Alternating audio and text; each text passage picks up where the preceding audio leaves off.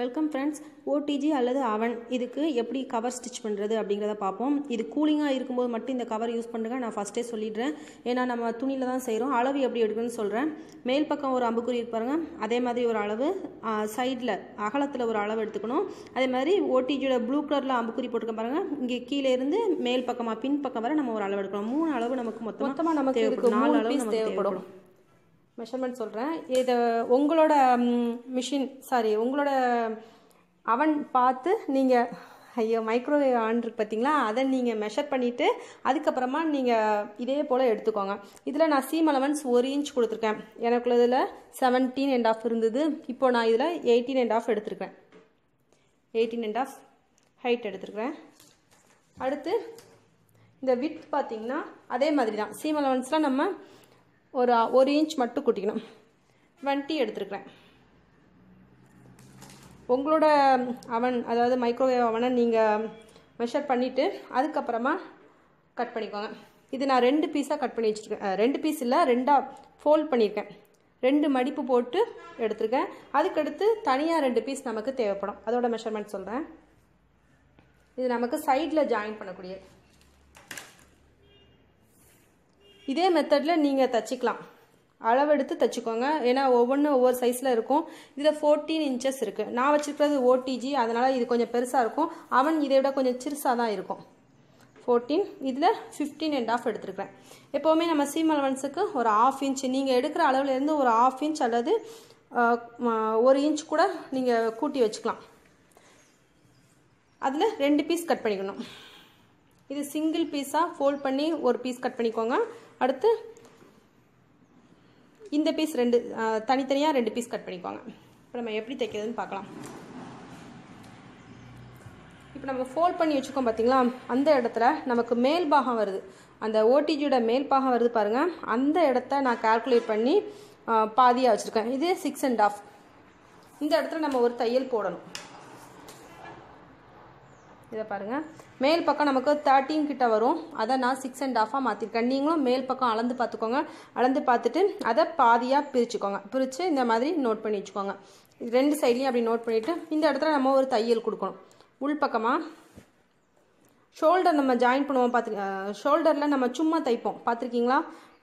Blouse தைச்சவங்களுக்கு தெரியும். இந்த மாதிரி மடித்து ஷோல்டரில் ஒரு 1/2 இன்ச் நம்ம தையல் போடுவோம். அதே போல் இங்கே நம்ம என்ன செய்ய போகிறோம், ஒரு 1/2 இன்ச் கிட்ட தையல் போட போகிறோம். சேம் இந்த பக்கமும் அதே மாதிரி தான். 1/2 இன்ச் வேண்டாம், 1/4 இன்ச் போதும். இங்கேயும் ஒரு 1/4 இன்ச் தையல் போட்டுக்கோங்க.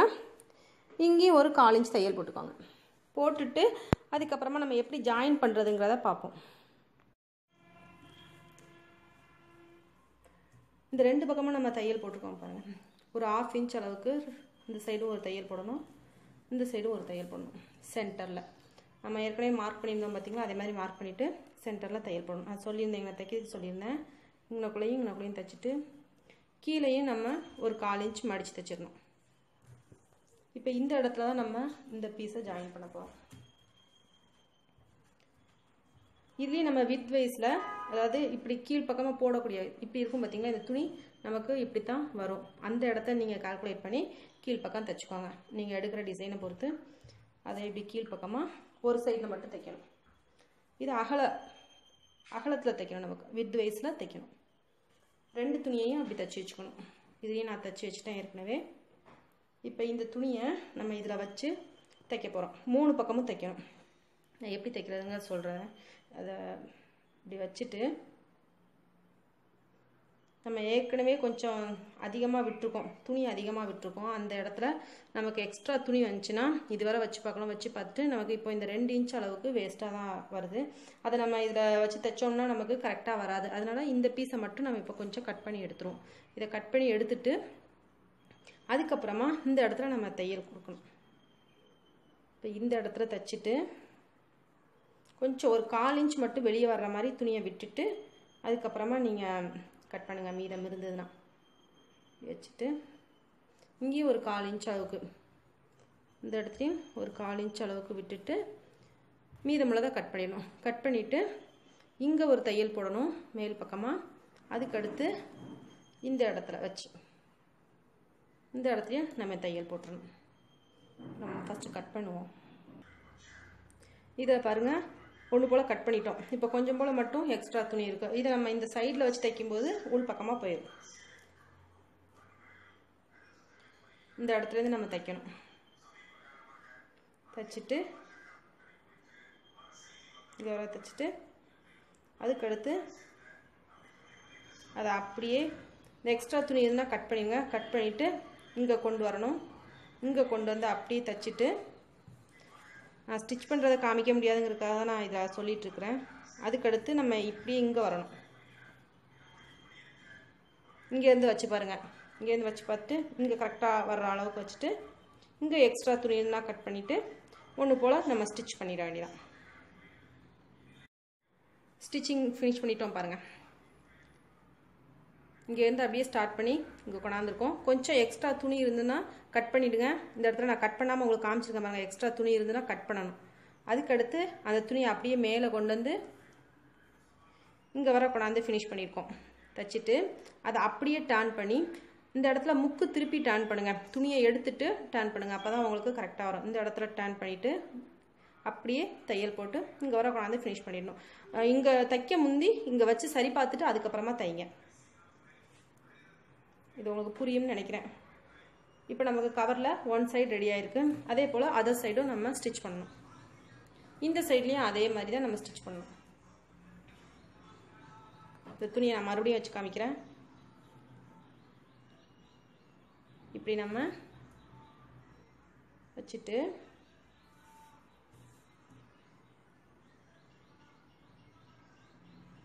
இங்கேருந்து நம்ம தைக்க ஸ்டார்ட் பண்ணணும். நமக்கு ஸ்டார்டிங் லைன் இங்கேருந்து வரும். இங்கேருந்து அப்படியே ஸ்டிச் பண்ணுங்கள். அப்படியே ஸ்டிச் பண்ணி இங்கே வர வந்துட்டோம். இங்கே வர வந்ததுக்கப்புறமா இந்த இடத்துல நம்ம முக்கு திருப்பணும். திருப்பி முக்கு திருப்புறதுன்னா நான் அந்த ஊசியை வச்சுட்டு துணியை இப்படி திருப்பிட்டு அதுக்கப்புறமா நம்ம ஸ்டிச் பண்ணணும். அதுதான் முக்கு திருப்புறதுன்னு சொல்கிறேன். அப்படியே இங்கே தையல் கொண்டணும். இங்கே முக்கு திருப்பி இங்கே நான் ஸ்டிச்சை நிப்பாட்டிட்டு அப்படியே நம்ம திரும்பியும் ஸ்டிச் பண்ணுறோம். ஸ்டிச் பண்ணி இங்கே வர கொண்டு வரோம். இங்கே வர கொண்டு வந்துட்டோம். இந்த மாதிரி எக்ஸ்ட்ரா துணி இருந்ததுன்னா கட் பண்ணி விட்டுருங்க. அப்போ தான் உங்களுக்கு டர்ன் பண்ணி தைக்கிறதுக்கு நல்லா வரும். இந்த இடத்துல கொண்டாந்து மறுபடியும் நம்ம என்ன செய்யணும், ஸ்டாப் பண்ணிடணும். ஸ்டாப் பண்ணிவிட்டு இந்த துணியை வச்சு அளந்து பார்த்துக்கோங்க. கரெக்டாக இருக்கா அப்படிங்கிறத அளந்து பார்த்துட்டு கரெக்டாக இருக்குது, எனக்கு கரெக்டாக இருக்குது, நீங்களும் அதே மாதிரி செக் பண்ணிவிட்டு அதுக்கப்புறமா ஸ்டிச் பண்ணுங்கள். இங்கேருந்து அப்படியே அந்த ஸ்டிச்சிங் லைன் இங்கே வர வந்துடும். இதோட நமக்கு ஃபினிஷ் ஆகிடும். இப்போ உங்களுக்கு கொஞ்சம் நிதானமாக சொல்லி கொடுத்துருக்கேன். கண்டிப்பாக இந்த இடம் உங்களுக்கு நல்லா புரியும். இங்கேருந்தே நம்ம ஸ்டார்ட் பண்ணோம். இங்கேருந்து ஸ்டிச்சிங் லைன் ஸ்டார்ட் பண்ணி அதுக்கடுத்து இங்கே அப்படி ரொம்ப ஈஸி தான். நீங்கள் கொஞ்சம் கவனமாக பார்த்தீங்கன்னா புரியும். அப்புறம் இங்கே அப்படியே கொண்டு வந்து திரும்ப இங்கே எக்ஸ்ட்ரா துணி இருந்துன்னா கட் பண்ணிவிட்டு இங்கே வச்சு பார்த்துக்கணும். இங்கே இப்படி கரெக்டாக இருக்கான்னு வச்சு பார்த்துட்டு அதுக்கப்புறமா நம்ம இந்த இடத்துல இங்கே நிப்பாட்டி வச்சுக்கோம் பார்த்தீங்களா. இங்கேருந்து நம்ம ஸ்டிச்சிங் லைனை ஸ்டார்ட் பண்ணி அப்படி இங்கே கொண்டாந்து ஃபினிஷ் பண்ணிடணும். இதோட நமக்கு ஃபினிஷ் ஆகிடும்.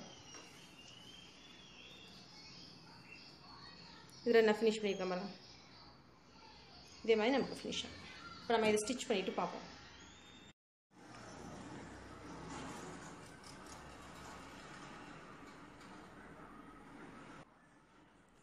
ஸ்டிச்சிங் நான் காமிச்சிடுறேன். அப்போ தான் உங்களுக்கு நல்லா புரியும். இப்போ நான் எடுத்து வச்சுருக்கேன் பாருங்கள். இந்த துணியை வெளிப்பக்கம் இருக்குது பார்த்தீங்களா, இதோட ரெண்டு பக்கமும் வெளிப்பக்கமாக வச்சு ஒன்று போல் வச்சு இப்போ நம்ம ஸ்டிச் பண்ண போகிறோம். அந்த எண்டிங்கில் கரெக்டாக வச்சு பாருங்கள். கரெக்டாக இருக்கான்னு பார்த்துட்டு அதுக்கப்புறமா நம்ம ஸ்டிச் பண்ணுவோம். இந்த பக்கம் ஸ்டிச் பண்ணிவிட்டு அதுக்கப்புறம் அதை அப்படியே மேலே நான் ஏற்கனவே சொல்லியிருந்த மாதிரி அப்படியே கொண்டு வாங்க. இருந்தாலும் உங்களுக்கு நல்லா தெளிவாக புரியணும் அப்படிங்கிறதுக்காக நான் ஸ்டிச் பண்ணுறதையும் காமிக்கிறேன். சொன்னால் கூட சரியாக புரியாது, ஒரு சில பேருக்கு சரியாக புரியாது. அதனால் நான் ஸ்டிச்சிங்கையும் காமிச்சிடுறேன். இப்படியே நம்ம ஸ்டிச் பண்ணி மேலே பார்க்க கொண்டு வரோம். இதில் எங்கேயாவது கொஞ்சம் உங்களுக்கு துணி அதிகமாக எக்ஸஸாக இருக்கு பாருங்க, அந்த மாதிரி இடங்களில் நீங்கள் லைட்டாக கட் பண்ணிவிடுங்க. இப்போ இந்த இடத்துல ஸ்டிச் பண்ணியாச்சு. இப்போ இந்த இடத்துல கொஞ்சம் எக்ஸஸாக துணி இருக்குது பாருங்கள். இப்போ நம்ம இந்த இடத்துல கட் பண்ணணும். இந்த ரெண்டு எட்ஜையும் நம்ம இப்போ வச்சு ஒன்றா பார்க்குறோம். இதில் பாருங்கள் ஒன்று போல் வச்சுட்டேன். இதில் எங்கள் துணி எக்ஸ்ட்ரா வந்ததுன்னா திரும்பவும் நம்ம கட் பண்ண வேண்டியது இருக்கும். ஒன்று போல் தான் இருக்குது. அந்த இடத்துல மட்டும் கொஞ்சம் போல் எக்ஸஸாக வருது, அதை மட்டும் நம்ம கட் பண்ணிவிட்டு திரும்ப என்ன செய்யலாம், ஸ்டிச் பண்ணிடலாம். இந்த இடத்துல தான் நம்ம ஊசியை நிப்பாட்டி வச்சுட்டு அதுக்கப்புறமா டர்ன் பண்ணி திருப்பணும். அதை தான் உங்களை முக்கு திருப்புறதுன்னு சொன்னேன். ஒன்று போல் நம்ம வச்சுட்டு அதுக்கப்புறமா டேன் பண்ணணும். அந்த ஊசியை நிப்பாட்டி வச்சுட்டு டேன் பண்ணிங்கன்னா தான் உங்களுக்கு தையல் ஒன்று போல் வரும். இப்போ இந்த இடத்துல நம்ம ஸ்டிச் பண்ணுறோம்.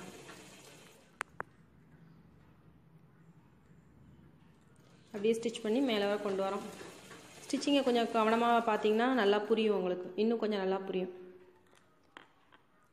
இது மைக்ரோவேவ் அவன் நீங்கள் அளவு எடுத்து அதுக்கப்புறமா ஸ்டிச் பண்ணுங்கள். நான் இது ஓடிஜிக்கான அளவாக சொல்லியிருக்கேன். இது பஜாஜ் ஓடிஜி, அதனால் நீங்கள் அந்த அளவுக்கு நீங்கள் இதே மாதிரி வச்சு தைக்கலாம். இதே அளவு நீங்கள் எடுத்துக்கலாம். ஓடிஜி வேறு அவன் வேறு, ரெண்டுமே கொஞ்சம் உங்களுக்கு வித்தியாசமாக தான் இருக்கும், கொஞ்சம் வித்தியாசப்படும். இப்போ இந்த இடத்துல கொஞ்சம் துணி எக்ஸஸாக வருது பார்த்தீங்களா, அதை நம்ம கட் பண்ணிவிட்டு இந்த ரெண்டு சைடும் ஒன்று போல் வச்சு பார்க்கணும். வச்சு பார்த்துட்டு அதுக்கப்புறமா நம்ம ஸ்டிச் பண்ணுவோம். இது கொஞ்சம் எக்ஸஸாக வருது, அதை நம்ம கட் பண்ணிவிடுவோம். கட் பண்ணிவிட்டு அதுக்கப்புறமா நம்ம ஸ்டிச் பண்ணுவோம்.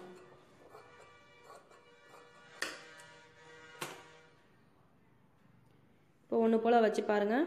வச்சு பார்க்குறேன், கரெக்டாக வந்திருக்கு. இந்த இடத்துல இனிமேல் நம்ம ஸ்டிச்சிங் கொடுத்துட வேண்டியதான். இந்த எக்ஸஸாக உள்ள துணியை மட்டும் நம்ம கட் பண்ணிடணும். நீங்கள் கரெக்டாக வெட்டியிருந்தீங்கன்னா இருக்கும். நான் கொஞ்சம் இந்த துணி ஏற்கனவே ரொம்ப கிராஸில் கிடந்ததுனால எப்படி கட் பண்ணாலும் உங்களுக்கு கொஞ்சம் இழுத்துருது. துணி தைக்கும்போது கொஞ்சம் இழுக்கிறதுனால எக்ஸஸாக வருது. அதனால் நீங்கள் உங்களோட துணி எப்படிப்பட்டதுங்கிறத பார்த்துட்டு நீங்கள் கரெக்டாக கட் பண்ணிக்கோங்க. கட் பண்ணிவிட்டு நம்ம ஸ்டிச் பண்ணும்போது இதே மெத்தடை ஃபாலோ பண்ணுங்கள். நம்ம எந்த இடத்துல விட்டோமோ அந்த இடத்துலேருந்து நம்ம ஸ்டிச் பண்ண ஆரம்பிக்கணும்.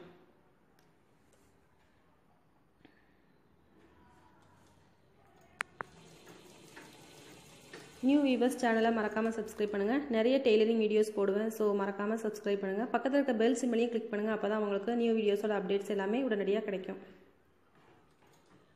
உங்களுக்கு ஏதாவது ஸ்டிச்சிங் வீடியோ போட வேண்டியது இருந்ததுன்னா நீங்கள் எனக்கு கமெண்ட்டில் சொல்லுங்கள். எனக்கு டைம் கிடைக்கும்போது உங்களுக்கு நான் போட்டு காமிக்கிறேன். இதோட நமக்கு ஃபினிஷ் ஆகிடும். பார்க்குறது தான் உங்களுக்கு கொஞ்சம் கஷ்டமாக தெரியும், ஆனால் நீங்கள் தைக்க ஆரம்பிச்சிங்கன்னா ஈஸியாக இருக்கும். நல்லா ஈஸியான இந்த மெத்தட் கொஞ்சம் உங்களுக்கு ஈஸியான மெத்தடாக பார்த்து தான் சொல்லி கொடுத்துருக்கேன். இன்னொரு மெத்தட் இருக்குது, அதுவும் ஈஸி தான். உங்களுக்கு இது புரியலைன்னா சொல்லுங்கள், நான் இன்னொரு மெத்தடும் சொல்லி கொடுக்குறேன். இது உங்களுக்கு நல்லா புரியும், அதுக்காக தான் நான் இந்த மெத்தடை செலக்ட் பண்ணேன். இப்போ அவனுக்கு நம்ம ஸ்டிச் பண்ணி முடிச்சாச்சு. அவன் கவர் ரெடி ஆயிடுச்சு. உங்களோட அவனோட அளவை பார்த்து நீங்கள் கட் பண்ணிக்கோங்க. இப்போ நமக்கு ஃபினிஷ். உங்களுக்கு இந்த ஹேண்டில் பார்த்து துணி விட்டுக்கோங்க. ஏன்னா நான் எக்ஸ்ட்ரா கொஞ்சம் துணி விட்டுருந்தேன் பார்த்தீங்களா. இதே மாதிரி நீங்கள் கரெக்டான அளவு இங்கேருந்து நம்ம அளவு எடுக்கும்போது கரெக்டாக எடுத்தால் தான் நமக்கு ஃபிட்டிங் கரெக்டாக வரும். இது உள்ளுக்குள்ளே ஒயர் இருக்குது, அப்படி ஒயரோட போட்டே வச்சுட்டேன். நம்ம யூஸ் பண்ணி முடிச்சதுக்கப்புறமா இதே மாதிரி கவர் பண்ணி வச்சிட்டோம்னா நீட்டாக இருக்கும்.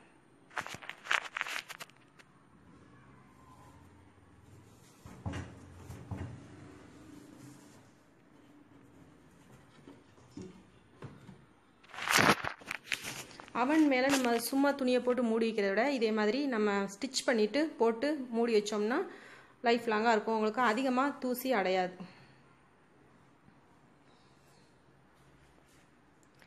ஸ்டிச் பண்ணி பார்த்துட்டு எப்படி வந்திருக்குன்னு சொல்லுங்கள் ஃப்ரெண்ட்ஸ்.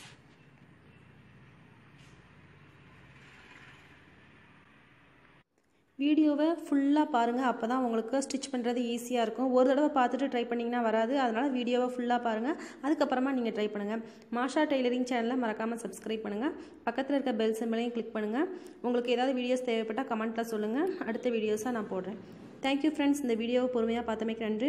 ஆனால் முழுமையாக பார்த்துட்டு அதுக்கப்புறமா நீங்கள் ஸ்டிச் பண்ண ஆரம்பிங்க. ஒரு தடவைக்கு 2 தடவை பார்த்துட்டு அதுக்கப்புறமா ஸ்டிச் பண்ணுங்கள். இது ஓடிஜி அல்லது அவன், இந்த ரெண்டுக்குமே இந்த மெத்தட் பொருந்தும். அளவு மட்டும் நமக்கு கொஞ்சம் வித்தியாசப்படும். அதனால் அளவு பார்த்துட்டு நீங்கள் ட்ரை பண்ணுங்கள். தேங்க்யூ.